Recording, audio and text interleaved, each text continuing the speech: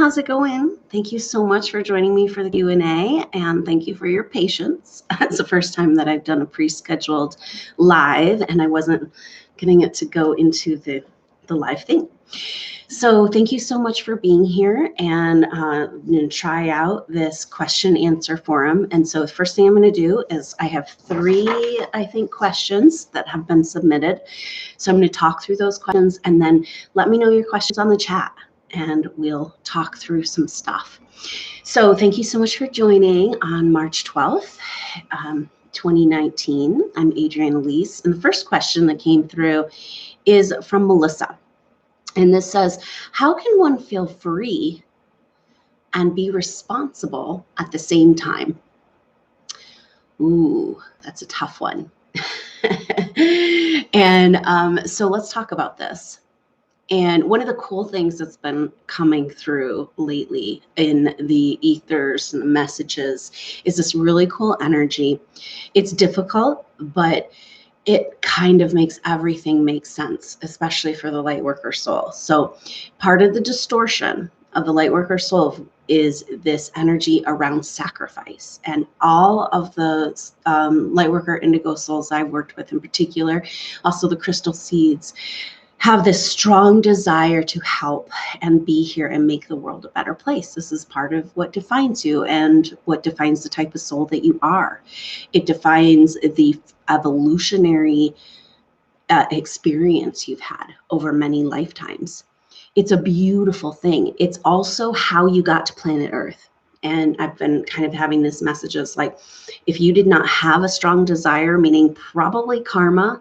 And when I say karma, I'm talking about contractual arrangements that are like, oh, I need to go help humanity, right?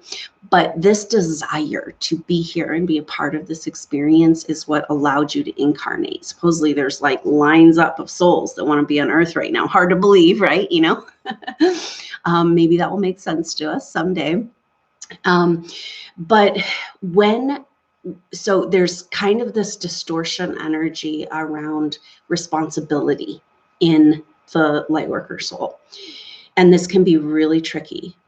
But what is coming forward around this, the message around this is that, and this was really cool. I don't know, I can't remember what day it was, but we worked with timelines and aligning their timelines and got this really cool message that if you are in alignment with your highest timeline, your highest good, your ideal is absolutely in line with the ideal of the greater whole. And this is really hard because a lot of times we make choices for ourselves and it feels like we're letting other people down and we're disappointing them and we're not giving them what they want from us. And then we feel guilty. And lightworkers spend so much time feeling guilty about what they're not doing or what they're doing. And this is like a disease and a total distortion. And what a powerful shift when we recognize that what's my ideal is also in alignment with the greater whole. If I am working on that level of vibrational energy. Now, the situation was that she was talking about how her dog was sick and needing a lot of attention, and she was sick at the same time and feeling this kind of overwhelm, you know. So this is a lot of the energy. Think about it. If you're a sensitive soul and there's all of this hurting on the planet, all these people that are needing help, how can you even go through your life without feeling that and without feeling guilty if you're not always trying to do something to help other people? And so this type of issue is going to come up in that type of situation. Now, our animal friends, our soulmate pets, they manifest a lot of our distortions, right? And so they're also going to bring up our deepest issues and give us an opportunity to work through them. And really, when it comes down to it, you're going to find that your soulmate pet, which is a part of you, your children are a part of you. And so by serving them, not codependently, but, you know, giving an unconditional love, that's serving you too, right? And that's, of course, a no-brainer. And what happens when you just run out of energy and you don't have help? That's because you're not taking care of yourself.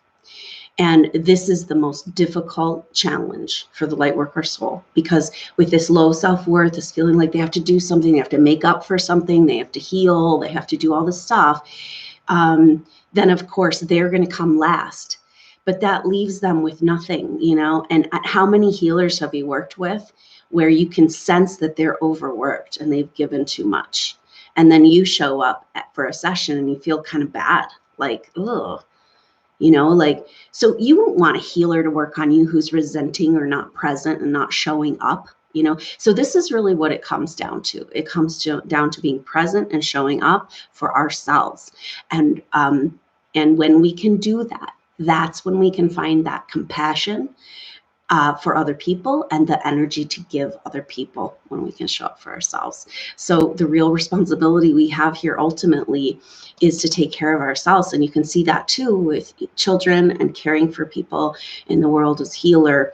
You got to put your oxygen mask on first, right? And you got to take care of yourself. And what a different energy to show up to a healer who's like really recharged and excited to do the work and available on that unconditional level. Such an incredible gift in this world.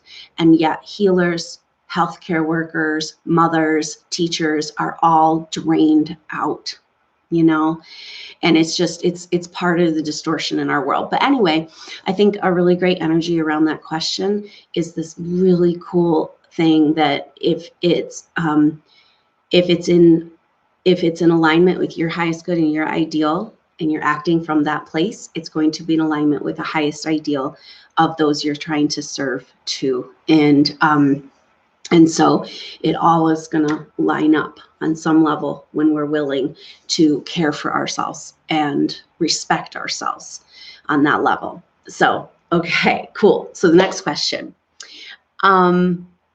This question comes from Bryony. And the question is,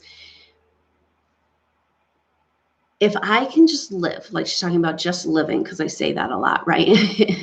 And in this feeling, this connection to the universe, then what about what I'm meant to achieve here, right? So she's kind of talking about how the message that comes through, that's like, your job is just to be, right? Your job is just to be you, be present.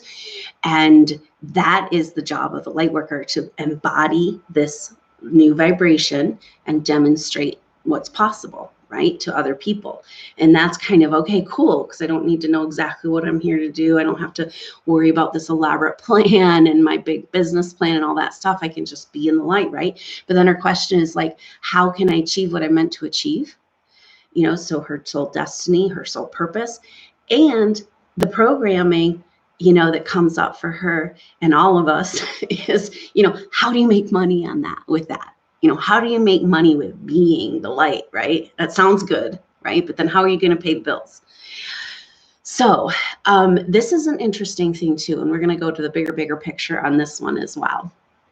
I have been shown again and again and been told, and this message is coming through, that when you receive, okay, so we're really talking here about poverty consciousness. So poverty consciousness is more than just money. It's about resources. Because money's just paper, right? It represents something else. So when we're talking about money, we're talking about abundance, we're talking about poverty consciousness, and we're talking about wealth. We're really talking about our inner resources. And this is the energy of Taurus. So this is really coming up right now, because with Uranus moving into Taurus, it's like, whoa, we need a new and different way of going about this, right? We need a new financial system. We need a new energy here, and kind of shift this poverty consciousness. So what I have found is that people, you know, this is a common energy, like, how am I going to make my money and be true to who I am, right? And what we're really talking about here is these inner resources. And if you are living true to who you are and you're accessing those inner skills and gifts, or what Bryony said, like what I'm meant to achieve, then the natural law of the universe, this is just a law. It doesn't have to do with karma or blessings or any of it. The law of the universe, the law of attraction, is that if you are receiving your gifts and skills and using them in the world, then physical, material wealth and abundance will follow. That is the law. Okay. So where we get hung up here is whether or not we have permission for our own gifts and skills. And this is the deal with the light workers. We talked about this, particularly indigo souls, where some sort of trauma occurred in a lifetime on this earth evolution where they were trying to express their gifts, right? Or they were expressing their gifts. And then some sort of trauma occurred, some sort of targeting, betrayal, something happened. And then the soul says, okay, never do that again. Right? So say you were a leader, because this is really common for indigo souls, or really have come here to work out some leadership stuff. And then you felt this incredible responsibility. And there's that responsibility energy. And then you said, no, I'm not going to do that again. Right? Like, no, I messed things up. I'm not going to do that again. But as your soul, that's something you're here to achieve. It's something that's inside of you. It's a gift that you have. Once we establish these gifts over lifetimes, sometimes we have this erroneous picture that, well, this life will do a little of this life will do a little of this, and we'll go and that's true to some extent. But once you develop a soul spiritual gift, it's yours and you can't really get rid of it, right? And that's what we're kind of trying to do. We're like, oh, no, I don't know. La, la, la, la. I have no idea about that over there, because we're scared. We're programmed to fear our power, right? So if you're saying, how am I going to make money from while I'm being the light, then there's your answer, is that you got to receive the light of who you are. You got to go get that soul retrieval and know that you deserve, do that self-worth work, and know that you deserve these gifts. Because if you're fully activating and using these gifts and skills, money will come. It's absolutely true. I've seen it again and again and again with people that I've worked with. And so this is when we have poverty consciousness, especially the journey of the indigo soul and what they've gone through. It has to do with rejecting. Okay, so you're going to have an energy of rejection in your life. You're going to feel rejected. You're going to feel, the pattern is maybe feeling rejected by the earth, rejected by your parents on some soul spiritual level, because they weren't available to recognize who you really are, because they're not at that level, right? There's a huge gap typically in indigo souls between their parents' consciousness and their consciousness. And that's just part of the game. And so they're not capable of validating you on a soul spiritual level. And so we learn all these things and these past life traumas, and we're rejecting the gifts of ourselves, right? And we're rejecting it because we're scared of it. We're rejecting it because we feel like we don't deserve it. We're rejecting it because maybe we don't even know it's ours, right? It's been so programmed away from us. So this question is really about, are you rejecting your own soul spiritual gifts? Okay. And then so the work is about preparing and your space and doing the healing work. And, there's so many different ways to go about it. If you work with me, we're going to do past life stuff and get clearings and healings and break contracts and do soul retrieval work, bring yourself home. Bring these parts of you home. But you're receiving these gifts. A lot of the thing that people get really caught up in is that they think as indigo souls that they have to, it's part of the sacrifice thing. They have to work really hard. They have to prove themselves. They have to get permission. And you have to have somebody else say it's okay in a way. And so they'll go to school and then more school and more trainings and, more this, more that. And then they've got like all of these things. Now, this is going to be frustrating for this type of soul because they have so many soul spiritual gifts in all these different areas. And it's hard to find a job that is actually going to use all your skills. You might use a set of them, but then there's this other part of you over here that's not being expressed, right? So a lot of times you have to create your own job because you're so special, and so we have to gather up these gifts and we have to execute them and know we deserve them and bring them into our life, and then abundance will follow. And so part of this process of being in the light, being who you really are, is being who you really are and letting these gifts come in. So the message there is that you don't need to go to school to learn what you are here to do. You might be helpful because you have that support and you feel validated and you have more practical tools, business type stuff, that kind of thing. But your true energetic work, you have worked on those skills for lifetimes and eons and evolutions. And so you don't have to go get a degree, right? And that's what really trips people up, because it's like, okay, somebody just tell me what to do and I'll go to school and I'll do it, or I'll figure it out. And you have your own unique package that probably needs to find its own unique package of career and way to express all the fullness of you. And that's such a beautiful thing when that happens for people. And, you know, it's a lot of times we have this ideal and it's like, oh my gosh, and someday it's going to be like this. But, you know, we're in a process, right? So why would we want to be there right now? Because we're going to lose that whole beautiful process. But once you're on the step, once you take your first step down your true path of truly expressing yourself on that career level, you feel so much better. Okay. And then abundance energy starts to flow in your life. So there we go. Here's question 2. Okay, so the third question is from Mariana, and she says, as we go through this process of healing wounds, does the soul itself have wounds? And can you describe the soul and how the higher self interplays with the soul and our conscious awareness, and any other words to describe the soul? So, wow. That's a tough one, huh? And it's a really good question. And I don't think the soul actually can have wounds, but it can be broken. And so this is interesting, right? Because when we have the soul is the part of ourselves that has carried throughout lifetimes. It has an access. It's not our higher self, okay? But it has a connection, of course, to our higher self because we're all one.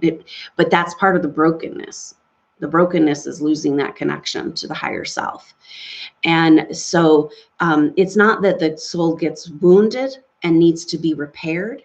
It's that it gets broken in pieces. It gets split. Okay. So when people have a split, like most of us have some sort of something going on, right? These are the PTSD energies, the traumas from past lives or this life or wherever we got them.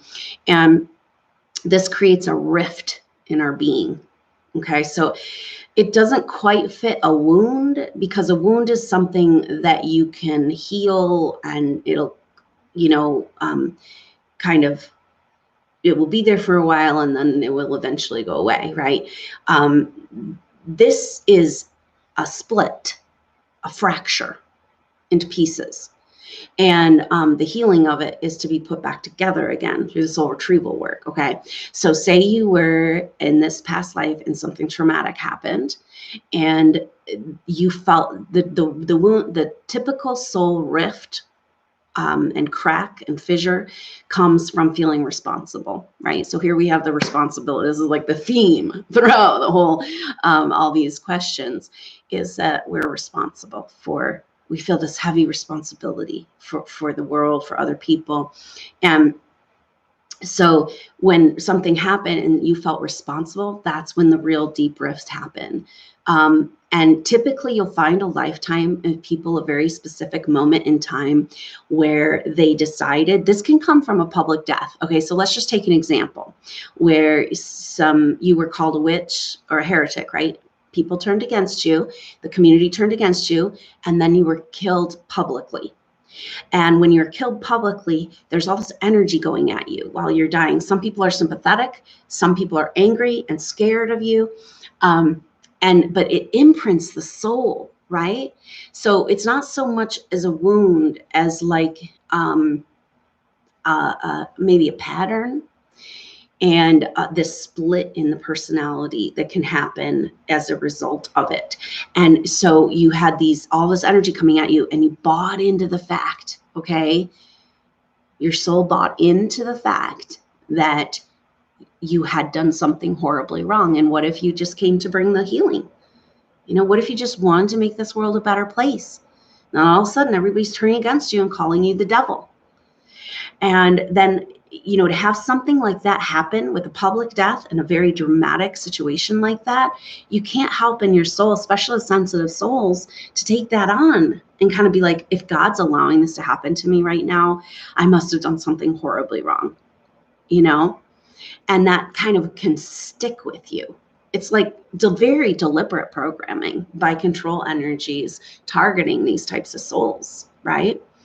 And scaring them away. So that healer part, I don't know how many people I work with that want to do something, want to be some, you know, do something to help and fulfill their path.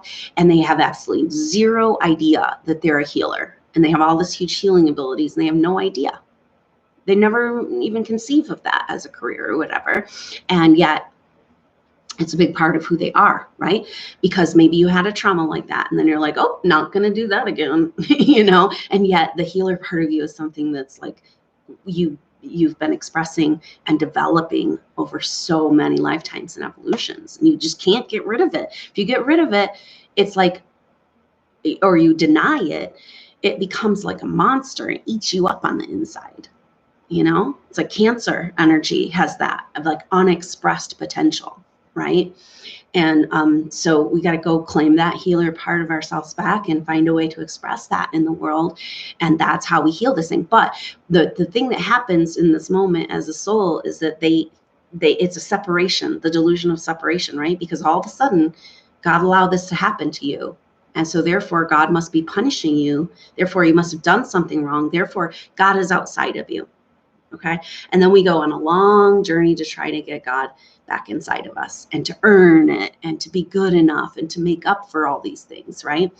And so the answer to that first question, part of the question, is that the soul can break into pieces and split, but it's not so much a wound, because a wound has this energy of like, you can't ever get rid of it really.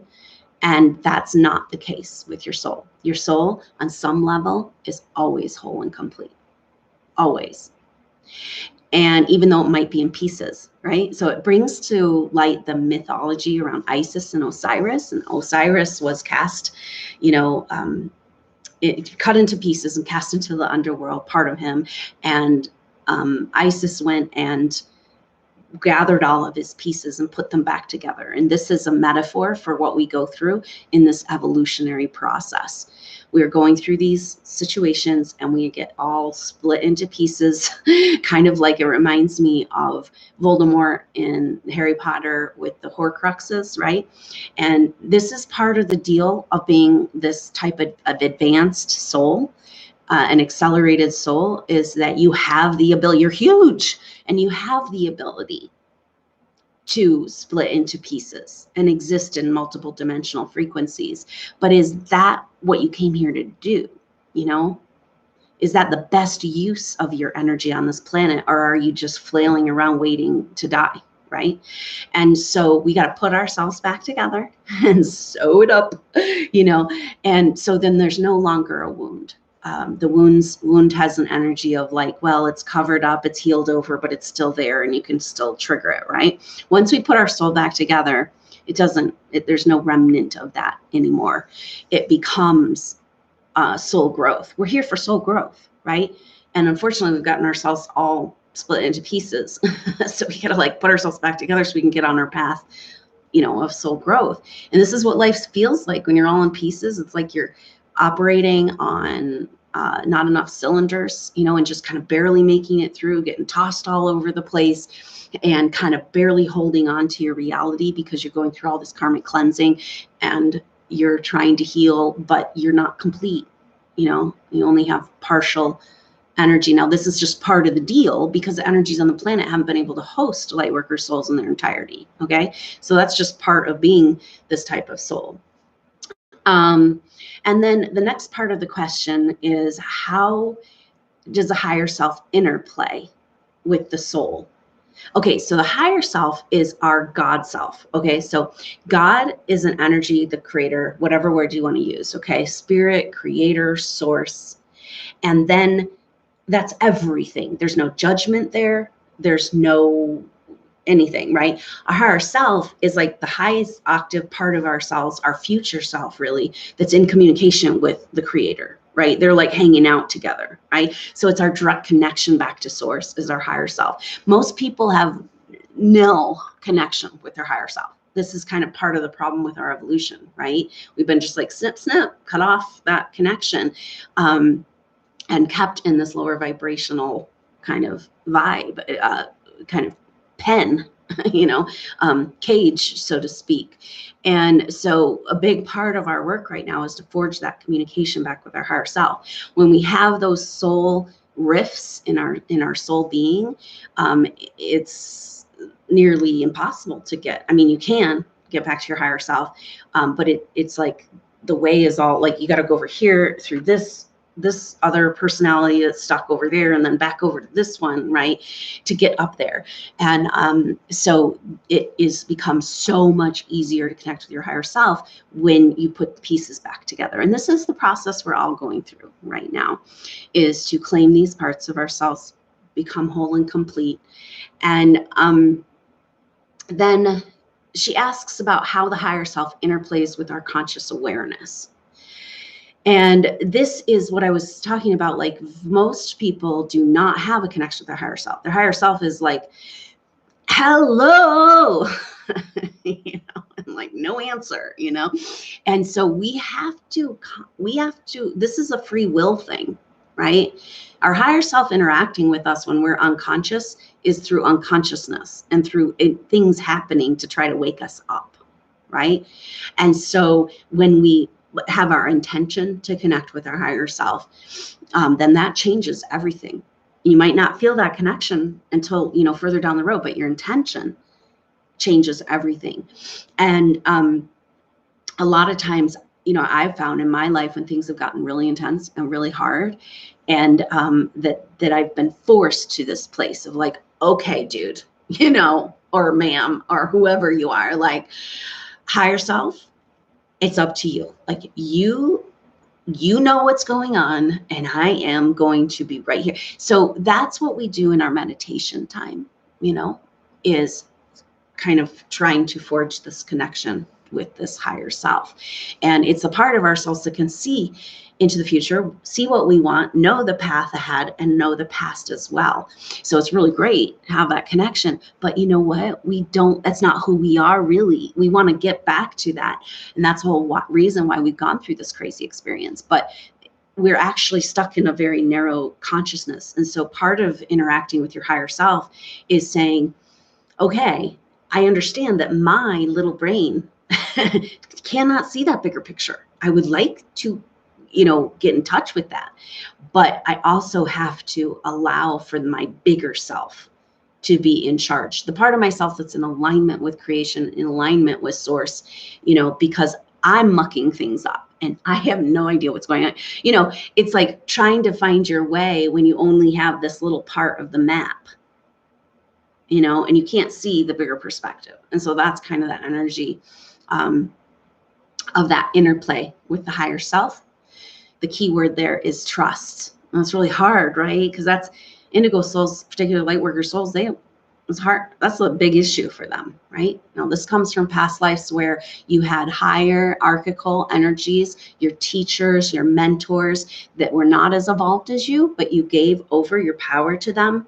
And those contractual arrangements often were made through ritual circumstances, and that makes them kind of indelible. It feels indelible, but it's not. But it's like heavy duty contracts, exactly what we said. Like, there's some force out there inside of you that says whether or not you get to go, whether you're good enough, did you work hard enough, did you prove yourself, are you ready to be an initiate, and it's like, you as this type of soul that's listening to this, were an initiate way before you ever came to the earth. And there's no process, permission, ritual, initiation ceremony, and testing. All that stuff is bull crap. Okay. And so we've given our power away, and we have this idea that there's some force outside of ourselves that has to come tell us that we're doing it right in order to feel safe coming into our power. And those people that we gave those power to are lower dimensional from where we came from. So why would you ever do that, right? It doesn't make sense, but here we are, you know? And so this connection with our higher self has to do with this, you know, it's our step, it's step by step, our way back to God and source and creator in our life and get living in alignment. And it's coming back to that first question, where if your timeline, your energy, and you allow this for yourself, you know who you are as this soul that wants to make this a better place. You have this ideal energy, this higher ideal, and like that vibration, your highest ideal and your optimal path, your optimal timeline is absolutely 100% in alignment with the greater whole. And that is the benefit and the interplay, you know, that the helpful energies of our higher self, when we can get into touch with that, is trusting in that higher path, and that we don't get to know what it is, you know, that's our ego. But finding that trust in this benevolent force in the universe, right? Now, when we're living unconsciously and we're angry at our higher self and we're doing all that, then the energies come in and like things aren't working right, and it feels like we're being sabotaged, you know, and the lower frequency vibrations are able to live in the lower astral plane in our life rather than that higher ideal. So it's what it's all about, but it's a process, step by step, and it has to do with a deep trust. This is a big healing for people right now, because so many people feel so messed with in this world, and we're really messed with. All of humanity is being poisoned right now. All of humanity is being absolutely blocked in their higher vibrational frequencies. And that's the deal. But there's a part of you that said yes to this. And so there's a part of you that is having some soul growth from this. And you can take your power back by trusting in this higher self, and using your meditation to just, you know, sometimes almost it's like that tool, like shit's really weird and I don't know what to do and I'm falling apart and I'm just going to go right here. There's no choice. I have no other choice. And maybe that's why these things are happening, to bring you back to that connection, to that essential self. The part of you that never got wounded and never got split, you know? And so that's kind of the answer to that. In other words, to describe soul, I don't know. I don't know of any, except for that I like soul spirit essence, okay? Because it speaks to our soul as a part of ourselves that has traveled through all these different experiences. It contains our astral body. It contains our, you know, our programming. It contains our traumas and all that. But our spirit is kind of reminding ourselves that there's that higher part of ourselves along with the soul too. So I like the soul spirit essence, but there isn't really a lot of words for soul. It is, I see it as our astral body. Okay, so our astral body is our emotional body where we carry all of these imprints, and that travels with us through lifetimes. And so our soul is our soul spirit essence, our spark of life, mixed with our astral body with all these memories from these past lives that travel with us. Okay, so thank you so much for joining me for this Q&A. And now that's the presentation part. And now I'm going to go ahead and pay attention to the chat. Does anybody have any questions and you want to talk about some stuff? And let me know how you're doing. So Lori says, it's hard to know when to let go and when to take action. Whoo, yeah, that's really hard. Especially in these weird energies we're in right now, you know, where it's like glitchy. It's like forward, backwards, forward, backwards. Oh, go ahead. Nope, nope. Come on back, you know. But I've had a lot of teachers that I kind of like this energy of kind of coming more out of the Eastern that says that the kind of vibe of like, if you don't know what to do next, just sit and wait until you know what to do next, right? Like, just be present until you get, you know, because timing is divine. And, this type of thing, that's partly why things are so weird, because timelines are overlapping and separating and joining, and just strange. We're going blip in between these different dimensional realities. And so it can feel like I have no idea what to do next, or I don't know how to deal with this problem. I don't know.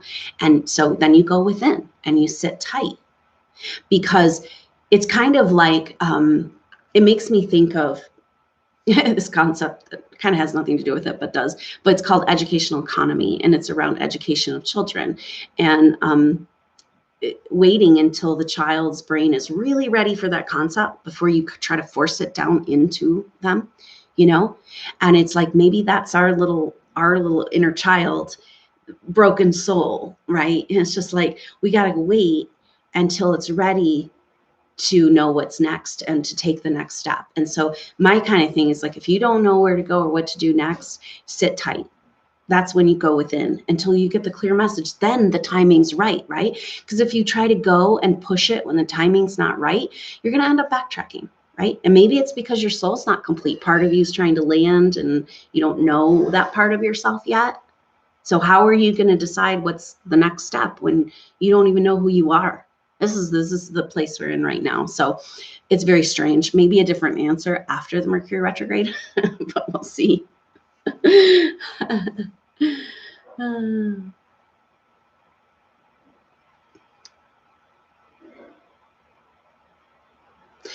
So Lacey says, I feel like I missed an opening from the universe to move forward because I was too afraid. And will the universe bring another chance? So this is where we get back to this optimal timeline thing, the ideal timeline. This can happen. This is possibility that there was a door open and you were scared, but why were you scared, right? You have to this is where we get to the self-care place, right? And that if there's fear there, then you need compassion, and you need to love yourself through this, and you need to heal, right? But you can't really miss an opportunity. It's not possible.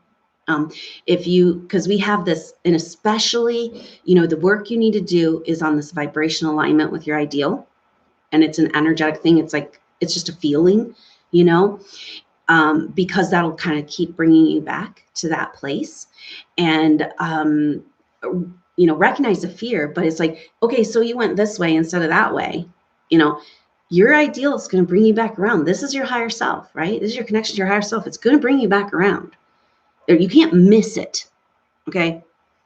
You can run from it for a lifetime, so you can't miss it. It's going to come back around. So what you need to do is heal that fear, and maybe listen to the fear, validate the fear. What if the fear was telling you something like you weren't quite ready for that step? And so you're going to go down that road, and then you'd have to backtrack again, And so a lot of that has to do with some self-compassion, and kind of stop beating yourself up for making a mistake or missing it. Like, life doesn't work that way. If something's in your destiny in this lifetime, you cannot, it would be extremely difficult to get away from it, right? And to avoid it happening. It's like, it's got power. This is what we forget. This is the soul spirit, the spirit part of the soul. This is the life force, and the energy is momentum, and it's moving in that direction, So maybe examining where we're in resistance, like that fear energy, and where that comes from, but also kind of just like being like, it's okay, be nice to yourself, be gentle with yourself. And again, trust your higher self. If it came in and you felt fear, maybe it was fear programming, maybe it was about giving you an opportunity to clear that fear programming, right? And it wasn't quite the time to take that door. And, aligning with that ideal, not having to know what it is, but just energetically, vibrationally, that is going to bring you back and back again to this optimal timeline and your connection to your higher self. So Truth Shall Rule says, it feels like I'm really struggling to connect, definitely waiting for the end of Mercury retrograde. Feels like there is something that is yet needs to be revealed. Yeah, yes, And maybe that's partly ourselves landing, right? And so we don't know who we are. How are we supposed to go make decisions and do things when we just don't even know who we are? We don't even know what world we live in. We don't even know anything. We're like being picked up. This is one of those times. And I felt this last year or in the last 21 days. I think I mentioned this, and it's a picture of like you're just cruising along, trying to flailing around, trying to figure out where you're going. And like say you're like this little cat, and then mama cat comes along and says, oh, shoo, pick you up and drop you off in this other place, right? And that's what it feels like right now. We're like dangling in the mouth of mama cat and just feeling like a swaying. Are we going to land over here? Are we going to land over here? Like, where's she going to take us? And there's a lot of beautiful medicine right now around connecting to the divine feminine. And maybe that's that self-care, that self-nurturing, that, bringing that energy back into our lives, that we're loved and cared for. It's like, it's up to us to change that vibration. We got to come out of the victim. Even if you weren't loved and cared for from lifetimes and rejected from the planet and abused and killed and traumatized and all that, it's up to you to decide that you can connect back into that divine feminine, to that love, to that compassion. Now, this feeling of not connected, this also has to do with the frequency vibrations that's going on. This is the whole point of this lower dimensional like pen that we're in right now, or like an animal pen. And so it takes a lot of, we don't want to put effort into it, isn't quite the right word, but it takes a lot more self-care and a lot more energy, a lot more scheduling your time for yourself, what you need to maintain this connection, right? It's just part of the times, but there's new energies coming in. It's getting a little bit easier to connect. You can kind of get on a roll a little bit, and diet is important here. Cleansing, a little bit of a cleansing diet can really help release the type of lower vibrational programming that from the toxins in our world. And that can really help you just bump up your vibrational level and feel more connected to your life force. This is you. You can't get rid of it. If you're alive, you have a life force, but why don't you feel permission for it? So here now, 2020, thank you for the super chat. It says, what do you think about putting a dog down when they're in hospice? Does dog spirit care? Is it better to let him die on his own? This is an interesting question, and I've done a lot with it. It's something I don't really bring up in this, but I've done a lot of work with people and their soulmate pets, and I can sense this connection with you. Now, first of all, it's individual for each dog and each situation and each connection. It's really about you and your connection with your pet. But I do feel like I've gotten messages again and again that as pet owners, we have this power to be compassionate and take away their suffering. Look at all they've done for us. They show up in just constant, unconditional love and service. And they take our emotional pain and they transmute it and they just keep giving us love. And so an opportunity we have is that when they're at the end of their life, because nothing ever dies, you're not taking their life away. Nothing ever dies. All you're taking is their body away that's not quite working anymore. And so you have it's something you can do to take them out of their misery. It's a compassionate act that we can do to support this. Now, know that this soulmate pet, especially, they're not going anywhere. They will find their way back to you. And so you're not taking away their life. You're actually giving them an opportunity for a brand new, healthy body. And so that's a way to look at it. Now, the other thing is that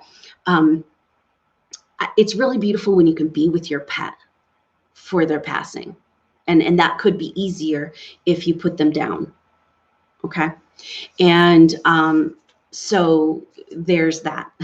So good luck with that, and know that you can't ever lose your soulmate pet. They will always be back. They're not going anywhere. You'll feel them, you'll dream with them.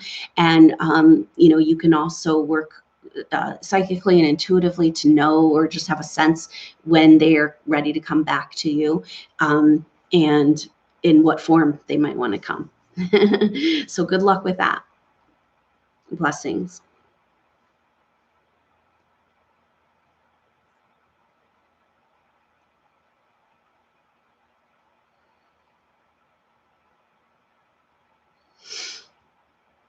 Yeah, Violet Mellon said that they had to put their dog to sleep last Monday and struggling with it. And yeah, it's a huge thing. It's, you know, what happens when we encounter mortality, we kind of go through life and we're like, la, la, la, la, la. And then, oh my gosh, we're like bodies and we're going to die and everybody's going to die and our pets die. And it just brings up the whole issue of mortality. Any death in your life that you've never processed, it's going to bring it all up. Maybe that's part of the gift of our soulmate pets. You know, but be open to that communication. They like to communicate through dreams. And, you know, they, like I said, if it's your soulmate pet, they're not going anywhere. They're even if they have to wait 10 years to come back to you, they're right there with you the whole time. And so just hang in there and use the experience as that opportunity to clear grief energy out of your field, and let those tears flow.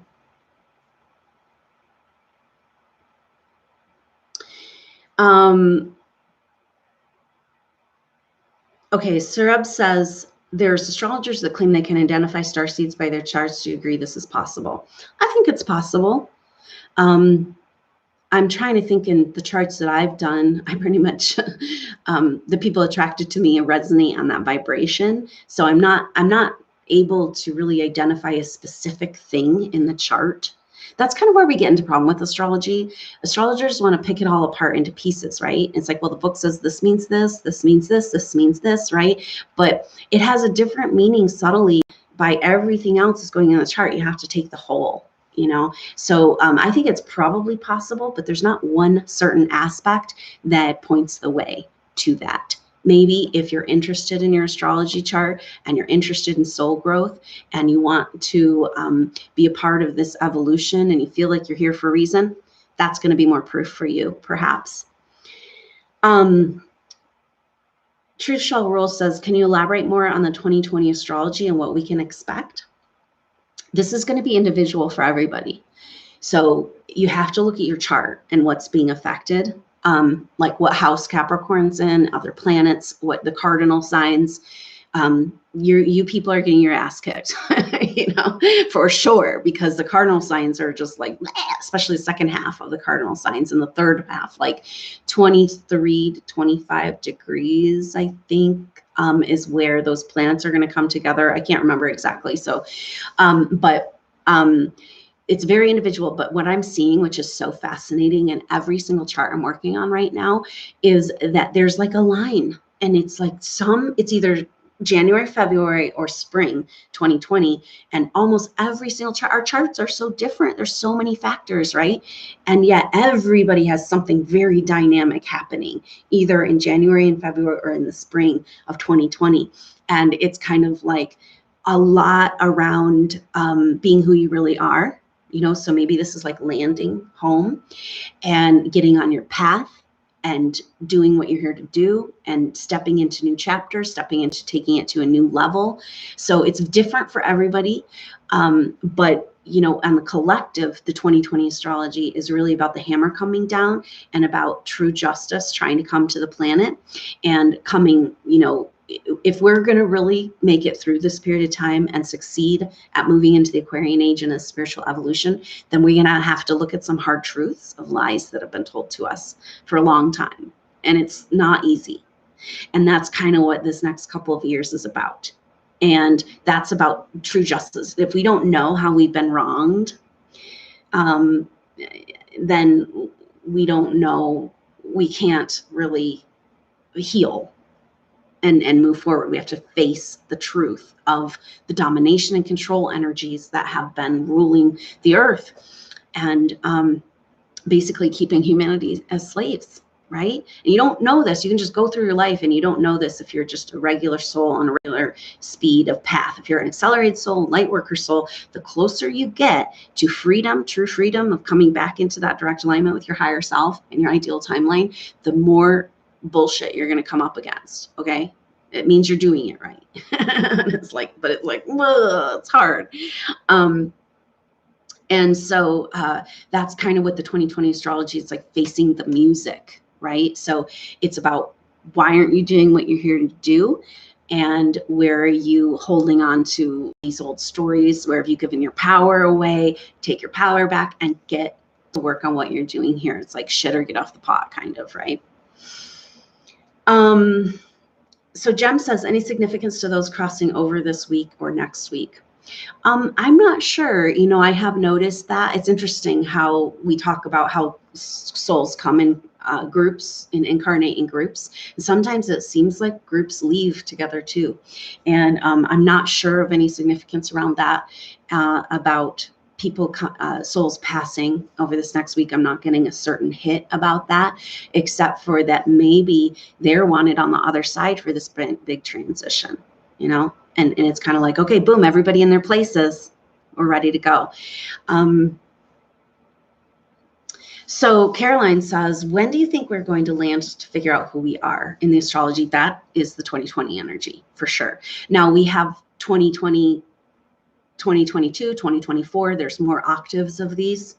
So it's pretty much the next 5 years. And it kind of is, we kind of are at this place, right? Are we going to, light workers going to land and we're going to incarnate and take our planet back?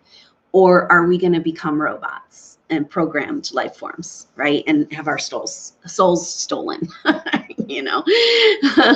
So it's happening right now. And,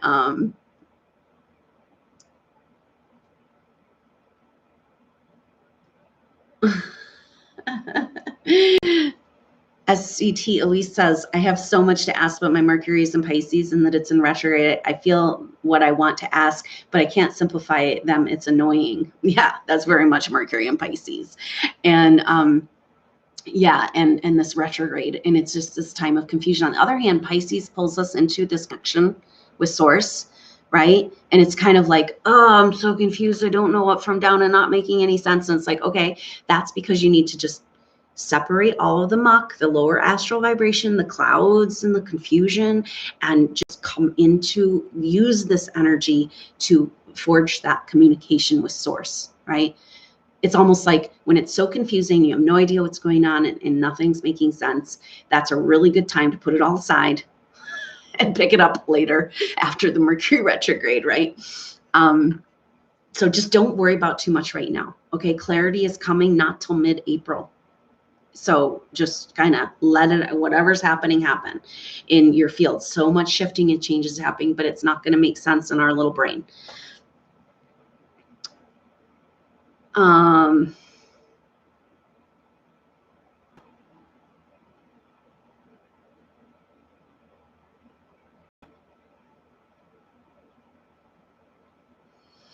Okay, Lorwyn says, what's the sign for the change of ages? Okay, so some people say we're still 400 years away from the Aquarian age. So it's like really? You know, but really the shift of the ages is 21,000 years, 21,600 years. So there's going to be a period of transition, right? But the thing about what's going on is that, you know, the Aquarian age is about technology. And there's so much high level alien technology. It's in our cell phone, right? It's controlling us. That's a lower vibrational grid. It's being used against us. So this is partly what I've seen all the way back when World War II, Hitler was using these concepts. I mean, Hitler and the people behind the source, the control energies behind that whole movement to control people. They would never allow that to happen if there wasn't mind control. Now, you know, mind control techniques have been refined to be used on all of us, right? And this is a technological thing. Our weather's controlled by technology. We have just this crazy technology in our phone that is way beyond, you know, supposedly alien technology. Like we would not have Velcro, right? If we didn't have access to alien technology. And so, but this is being hidden from us. Okay, that's the free energy technology, vortex technology, plasma technology, anti-gravity. Okay, that stuff's all available and being used in very small groups and secretly, you know, but it's being used, as long as we don't know about this technology, it's being used to control us.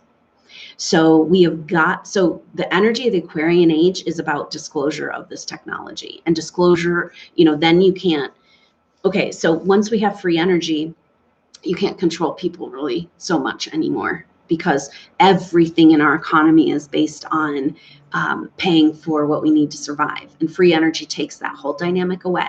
So then money isn't useful, right? So our shift that we're going through is like massive amounts of technology that can be used for good and for healing and for cleaning up the planet. It's all available to neutralize, nuclear radiation. We have all of these solutions. We can purify salt water, and all of this stuff is available, but it's being kept from us because they can't control us if we have this information, and yet we can't go forward in our evolution. And so there's like a race to keep it hidden and a race to disclose it. And this is like a grand battle going on. But the age of Aquarius is that, like we officially enter that. Now, it's interesting though, the 2020 astrology, at the end of 2020, I think it's Jupiter and Pluto together move into the sign of Aquarius, like on the winter solstice. So that says something. I'm going to say that is the official start of the start of the start of the Aquarian age. And it still could be 400 years, but it really has a lot to do with changes in our access to technology.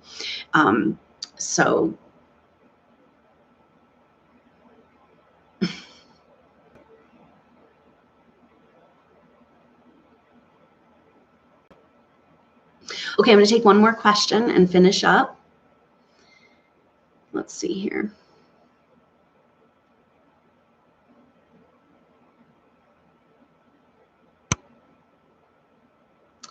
Okay, so Nina says, things have been really clicking in with me. Synchronicities, high intuition, bringing in the right people.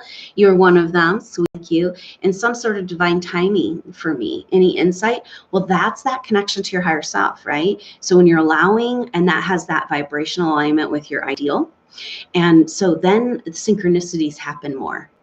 The higher vibration you can keep yourself at, which isn't easy right now. It's getting easier. Like ever since January, something happened in our electromagnetic field in January. And they're saying that, talking about this technology, that these things have been, some of these technologies that have been used to control us have been dismantled. And so we're kind of in this weird activation place, because a lot of technologies might be trying to keep this activation from happening, the spiritual evolution. And so getting rid of those technologies is kind of, it's like an activating thing. It's like we've had some weird equilibrium issues in the electromagnetic field.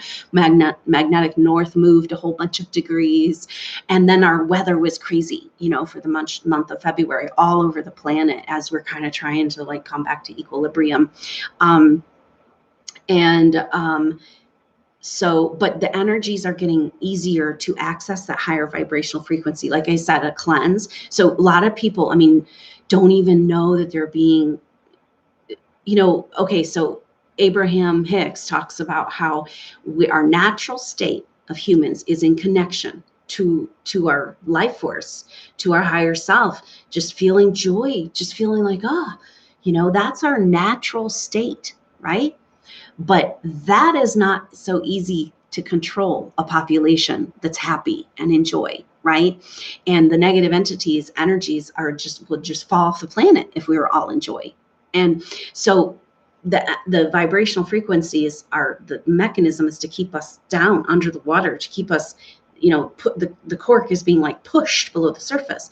And then we don't really realize it. And we're like addicted to the lower frequency vibrations. We feel like that's where we should be to do our work here. Like, how can you, like that other video I did around accessing joy, and it's like, do you have permission to be happy, or is that going to not fair to the people around you, and then you're going to feel guilty. So you'd rather feel shitty than guilty, right? And so there's a lot of work necessary for people right now, like the cleansing diet thing, removing in our gut where these poisons are keeping these patterns going on.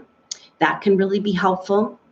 Also, these forging communication with your higher self, aligning with the optimal timeline vibrationally, and the self-care, right? Like, it's like, whoa, whereas before, in years ago, like you could just meditate and it would feel better. And sometimes it just like feels like you need, but if that's what's required, that's what's required. Sometimes we have to just stop our life and say, okay, I have to feel good. And do you deserve to feel good? That's really a big problem, you know, that a lot of people have, you know, is that like, it just feels like you don't deserve to feel good. It's not fair to everybody else. This is a place we suffer. In this family, we have to work hard and suffer, and that's who we are. And so if you're going to be in our family, you're going to take on that identity. And, you know, all of these things that keep us from raising our vibration and feeling good. But what if that's your spiritual path? Like, that's how you align with your ideal. That's how you do your work here and express the truth of who you are. So finding permission to feel good and then taking the steps. Sometimes you have to just rearrange your whole life and be like, hey, you guys, it's about me, and I'm going to go to sleep now. You know, it's like, or whatever it is you need, nature, time, processing time, and you got to just like forge these paths in your life and know that your work here is to feel good and to support yourself in feeling good first. Your oxygen mask on first, then you can help the people around you, right?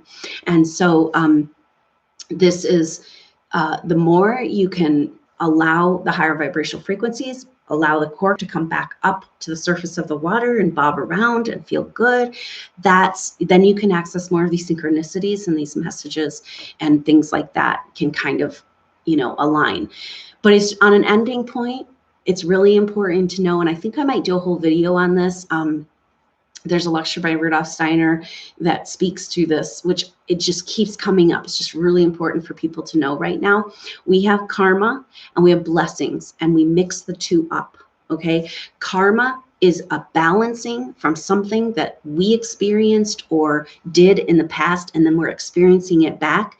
Or maybe sometimes the karma is about us learning boundaries and not letting people run all over us, okay? So that's karma, and it feels like those are the bad things that happen, right? Or so-called bad things. In the moment, they feel bad, you know, but they're actually for our soul growth. Blessings, the good things that happen, those do not have any connection to our actions. That's God's blessings. We all have equal opportunity and openness to these blessings, depending on how we can receive, whether we think we deserve, whether we're in alignment with the blessings. But the blessings just come. It's not because we did a good job or a bad job.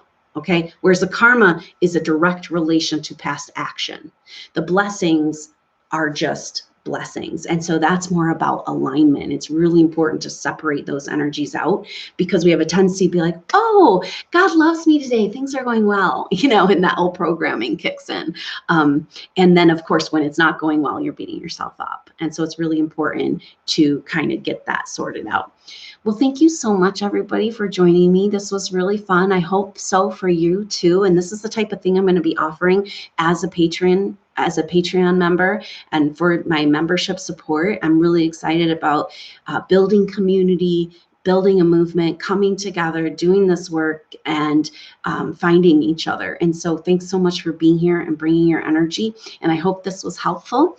And I look forward to seeing you tomorrow, if you can join the 21 days for day 13, and also maybe on the Equinox Soul Group Session, group intuitive session on the 20th.